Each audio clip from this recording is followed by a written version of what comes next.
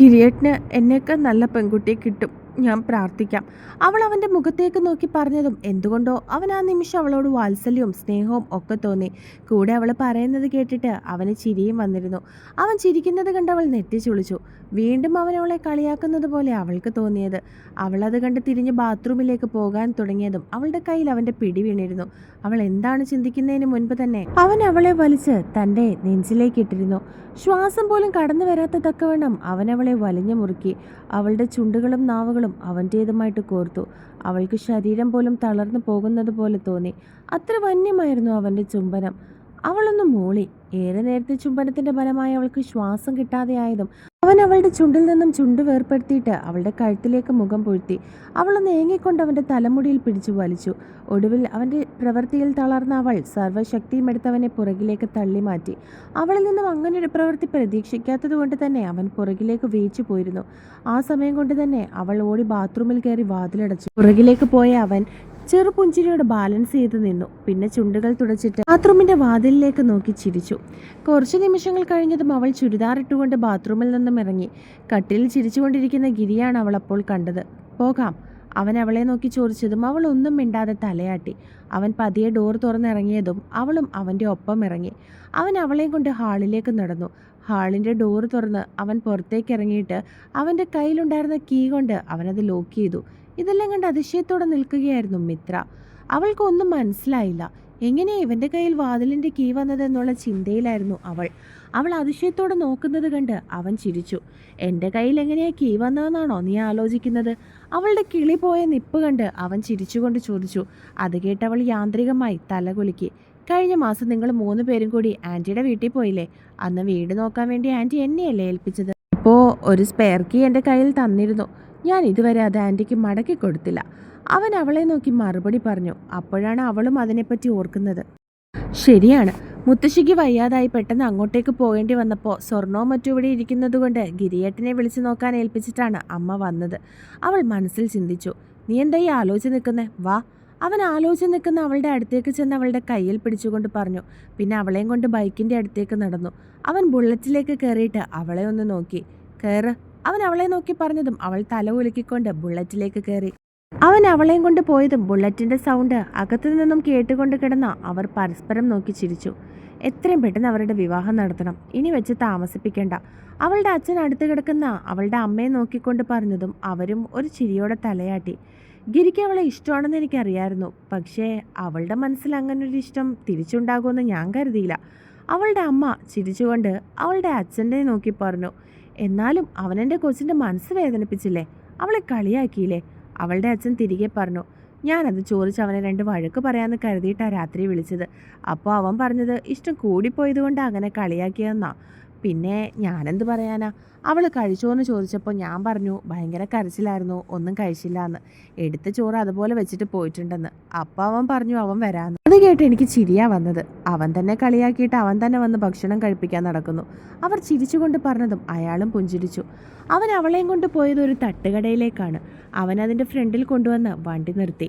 അവൾ സംശയത്തോടെ അവനെ നോക്കി. ഇറങ്ങിക്കോ, അവൻ പറഞ്ഞതും അവൾ ബുള്ളറ്റിൽ നിന്നും ഇറങ്ങി. 3 ദോശ, ഒരു സാമ്പാർ.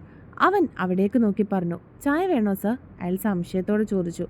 കോഫി മതി, അവൻ പറഞ്ഞതും അവൾ ഞെട്ടി അവൻ്റെ മുഖത്തേക്ക് നോക്കി. അവൾക്ക് ചായ ഇഷ്ടമല്ലായിരുന്നു. കോഫിയാണ് അവളുടെ ഫേവറേറ്റ്.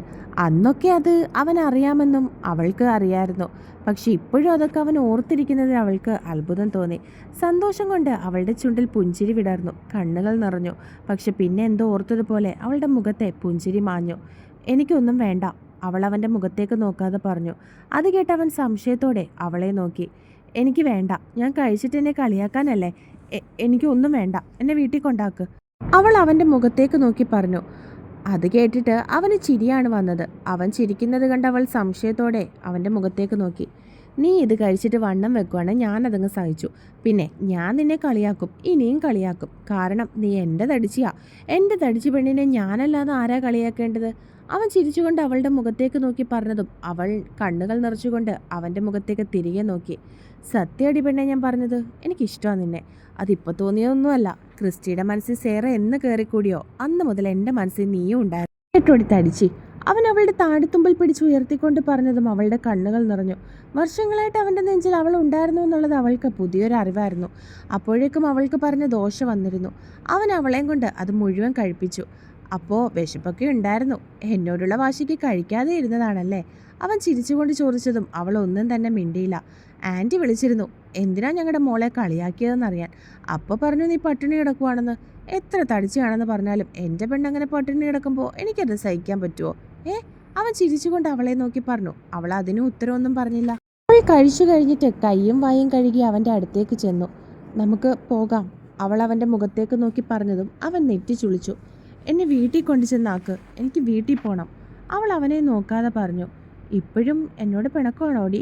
ഞാൻ വെറുതെ നിന്നെ പറ്റിക്കാനല്ലേ അങ്ങനെയൊക്കെ പറഞ്ഞത്? അവൻ അവളുടെ മുഖത്തേക്ക് നോക്കി ചോദിച്ചു. ഗിരിയേട്ടന് തോന്നുമ്പോൾ കളിയാക്കാനും അല്ലാത്തപ്പോൾ സ്നേഹിക്കുകയും ചെയ്യും. പക്ഷേ അങ്ങനെ കളിയാക്കിയപ്പോൾ എനിക്ക് എന്തുമാത്രം വേദനിച്ചു എന്ന് ഗിരിയേട്ടൻ ഓർത്തോ? കളിയാക്കിയിട്ട് സ്നേഹം കൊണ്ടാന്ന് പറഞ്ഞിട്ട് കാര്യമില്ല ഗിരിയേട്ട. ഇപ്പം തന്നെ അമ്മ വിളിച്ച് പറഞ്ഞതുകൊണ്ടല്ലേ ഗിരിയേട്ട ഇഷ്ടം തുറന്നു പറഞ്ഞത്? ഇല്ലെങ്കിൽ പറയുമായിരുന്നോ? എന്നെ വിഷമിപ്പിച്ച് കരയിപ്പിച്ച് നടന്നേനെ. വേണ്ട, ഗിരിയേട്ടൻ രാവിലെ പറഞ്ഞതുപോലെ ഞാൻ ഗിരിയേട്ടനെ ചേരില്ല. എന്നെ വീട്ടിൽ കൊണ്ടാക്ക്, എനിക്ക് കിടക്കണം. അവൾ വീണ്ടും അവൻ്റെ മുഖത്തേക്ക് നോക്കി പറഞ്ഞു. എടി, വെറുതെ എന്നെ ദേഷ്യം പിടിപ്പിക്കല്ലേ മിത്ര? അവൻ ദേഷ്യത്തോടെ പറഞ്ഞു. എനിക്ക് ഗിരിയേട്ടനെ ദേഷ്യം പിടിപ്പിക്കണമെന്ന് ഒരാഗ്രഹവും ഇല്ല.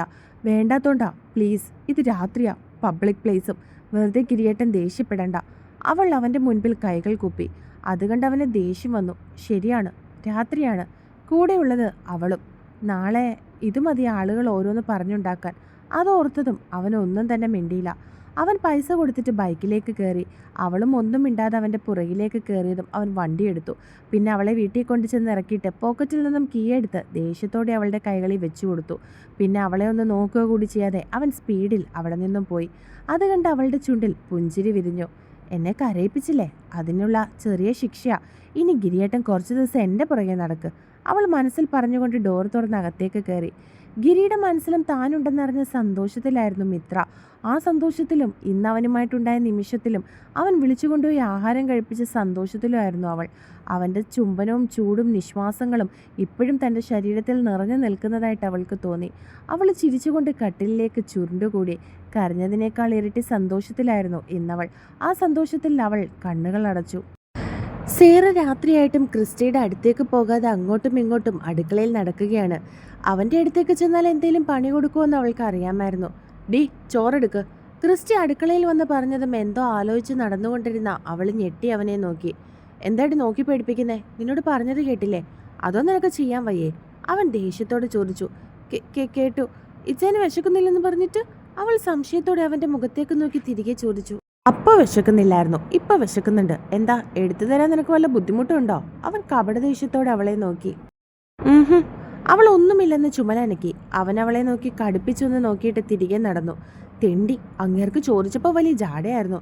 വിശപ്പ് മാറിയെന്നൊക്കെ വീമ്പ് പറയുന്നത് കേട്ടായിരുന്നല്ലോ. ഇപ്പൊ പെട്ടെന്ന് വിശപ്പ് എവിടുന്ന് വന്നു? അവൾ സ്വയം ചോദിച്ചുകൊണ്ട് പാത്രം എടുത്തു. ഇപ്പൊ പെണ്ണിനോട് ഫുഡ് എടുക്കാൻ പറഞ്ഞില്ലെങ്കിൽ അവിടെ തന്നെ താളം ചവിട്ടിക്കൊണ്ട് നിൽക്കും. അതാ വിശപ്പില്ലാഞ്ഞിട്ടും അങ്ങോട്ട് പോയി അവളെ വിളിച്ചത്. കുറേ നേരമായി അടുക്കളയിൽ പോയിട്ട്. ചെന്നപ്പോൾ എന്തോ ആലോചിച്ച് വരികിനെ പോലെ അങ്ങോട്ടും ഇങ്ങോട്ടും നടക്കുന്നു. അവൻ മനസ്സിൽ ഓർത്തുകൊണ്ട് ചിരിച്ചു. വേറെ എല്ലാം പാത്രത്തിലാക്കി ഡൈനിങ് ടേബിളിൽ കൊണ്ടുചെന്ന് വെച്ചു. അവനെ നോക്കിയിട്ട് ഹാളിൽ എങ്ങും തന്നെ കണ്ടിരുന്നില്ല. അവൾ സിറ്റൗട്ടിലേക്ക് ഇറങ്ങിയപ്പോൾ അവിടെ തൂണിൽ ചാരി അവളുടെ വീട്ടിലേക്ക് നോക്കിക്കൊണ്ട് നിൽക്കുകയായിരുന്നു അവൻ.